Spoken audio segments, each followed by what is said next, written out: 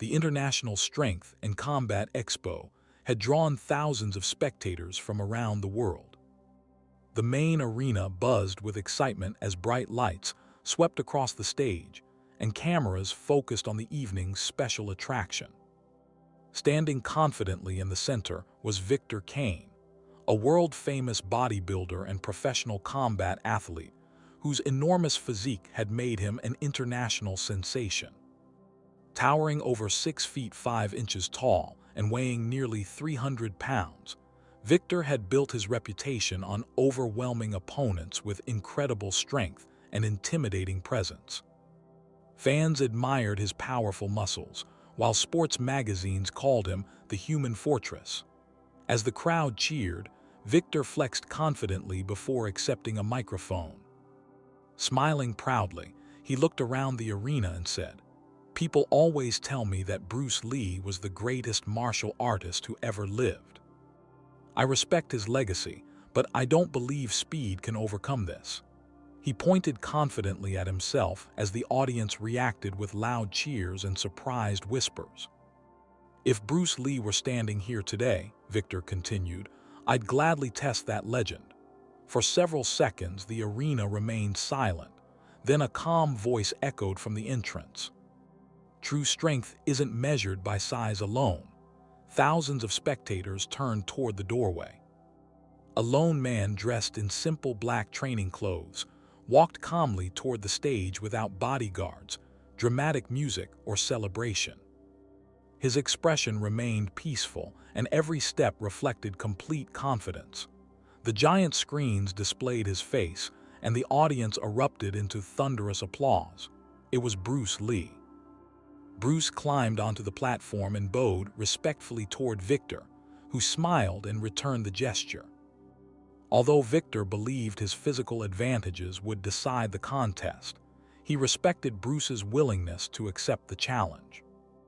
Around them, photographers rushed to capture every moment, while commentators reminded viewers of Bruce's legendary philosophy of efficiency and adaptability. The referee stepped between the two men, explained the rules, and reminded everyone that the exhibition was about martial arts, respect, and self-control. When the signal to begin was given, Victor immediately moved forward, using his size to pressure Bruce toward the edge of the platform. His powerful footsteps echoed through the arena as he launched a heavy right punch aimed directly at Bruce. The audience gasped. At the last possible moment, Bruce shifted only a few inches, allowing the punch to pass harmlessly before calmly returning to the center. Victor attacked again with another combination, convinced that overwhelming force would eventually succeed. Bruce's movements remained relaxed and efficient. He wasn't trying to overpower Victor. He simply avoided every strike with remarkable timing, forcing the much larger man to waste energy. Minutes passed, and the crowd became fascinated by the contrast between the two fighters. Victor relied on explosive strength, while Bruce relied on precision, awareness, and footwork. Every missed punch caused Victor to become slightly more frustrated. Sweat slowly appeared on his forehead as he realized Bruce wasn't intimidated by his size. Determined to end the contest, Victor rushed forward with everything he had, attempting to trap Bruce near the ropes. Instead of retreating, Bruce calmly stepped to the side, allowing Victor's own momentum to carry him forward.